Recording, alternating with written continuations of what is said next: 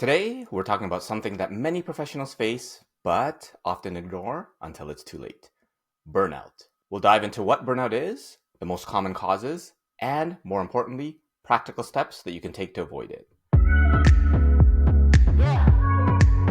Whether you're early in your career or a seasoned pro, this is something we all need to be aware of. And for managers, look out for these warning signs for your teammates. If you're new, we create educational videos on jobs, careers, and life. Subscribe if you're looking for some practical tips, advice, and life lessons. And make sure you stay until the end to get all the tips to avoid burnout. First, what is burnout? Well, burnout is a state of physical, emotional, and mental exhaustion caused by excessive and prolonged stress. It's more than just being tired. Burnout happens when long-term stress, pressure, and emotional strain start to weigh you down. That leads to exhaustion, a drop in performance, and a lack of motivation. The sad reality is that many of us are mildly burnt out and don't even know it. So, what causes burnout? Well, let's look at some of the most common causes. There are 5 major causes for burnout. Number 1 is work overload. You're taking on too much with no time to recover.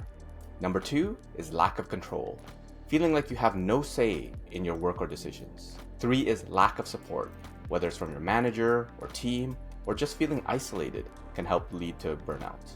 Number 4, poor work-life balance. This is a huge one, especially in today's always-on culture. And 5, mismatched values. When your personal values clash with your work or your company's values, it can slowly drain your energy. Consider tracking each one of these based on intensity, duration, and frequency. For example, you may occasionally be asked to work on evenings or weekends, and if that only happens once or twice a year or once a quarter, and you might be able to recover, then that's all good. But when all 3 are high, then you're at high risk of burnout. Let's dive into each one of the causes to help mitigate burnout. First, work overload. We all know how easy it is to take on more than we can handle. To fix this, you need to learn to prioritize, delegate, and learn to set boundaries. For example, if you're feeling overwhelmed, try using the Eisenhower matrix, separating tasks by urgency and importance. Sometimes, when we focus on the urgent tasks, then they continue to pile up. But if we focus on the important tasks, then the urgent ones often occur less. Also, learn how to say no when your plate is full. Take some time to estimate your work for the day, the week, and the month, and then allocate time on your calendar, including all of the many meetings that you're probably dragged into. Then, when someone asks you to add it to your pile, share with them, well, I'm happy to help. This is all the work on my plate. I'd love to work with you and my manager to understand what gets pushed back or comes off my plate to get this done. If you're finding this video helpful, then why not join the Focus Inspired Academy, which is your gym for career confidence. Go deeper into these concepts and get group coaching for help. Click on the link in the description box below for a free 1-month trial for supporting the channel. For lack of control, it's about regaining a sense of ownership, starting by identifying what you can control, and you can set small, achievable goals.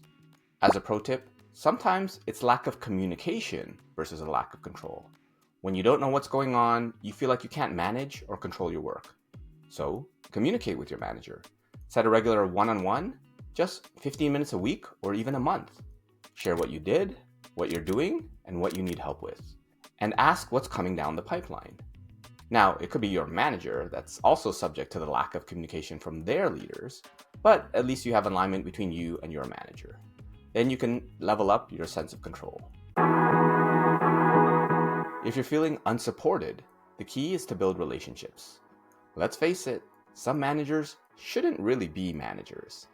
But if you like your organization and like your team, then you could potentially fill in the gaps by finding a mentor, a trusted colleague, or join professional networks. Though sometimes it's worthwhile to have a conversation with your manager to upward manage. That means sharing insights and practices to help put you in the best place to succeed. Something like, would you be able to share an agenda before our workshops, as I'm better when I have time to think about a solution ahead instead of being put on the spot? You might think that your manager already knows, but aligning on ways to make you more effective can go a long way to build relationships and avoid burnout. Remember to share this video with a friend and let me know if you have any questions or what you're struggling with in your job search or your career, and feel free to connect with me on LinkedIn. 'LinkedIn. 'Next is the big one: work-life balance. Work-life balance is the most common cause of burnout. Today, we're talking about something that many professionals face, but often ignore until it's too late: burnout. Next is the big one: work-life balance. It's tempting to keep working late, but that's a fast track to burnout, especially after the fallout of COVID, where many folks worked even more because they just turned their commute into extra work time. Consider the term work-life integration instead of balance. If you have a flexible schedule, schedule breaks into your day. Use techniques like the Pomodoro method, where you work for 25 minutes and then take a 5-minute break. Consider even doing quick exercises like this one. You can also leverage systems to help you manage your boundaries. For example, if you send an email right now in the evening, then the person might actually respond. How about you set your email to be delivered first thing tomorrow morning? That way you've dealt with it, but they can only respond after they received it. Consider also leveraging do not disturb modes to turn off notifications during non-work hours, so you don't even have the temptation when you see a new message come through. And remember, it's okay to unplug on weekends to recharge, unless of course the nature of your work has you working weekends. Finally, if your values don't align with your work, it's time for a bit of reflection. What impact does your work have on your team, your company, or your client? Take time to find purpose in your work. You can even talk to your manager about opportunities that align more with your interests or values. Perhaps all you're missing is a bit of recognition and appreciation. And if all else fails, it might be time to consider a new role or company that better fits your personal mission. The good news is that burnout is preventable. If you pay attention to the signs, prioritize your workload, gain more control through communicating clearly, build support systems, maintain a healthy work-life balance, and seek alignment between your values and your work.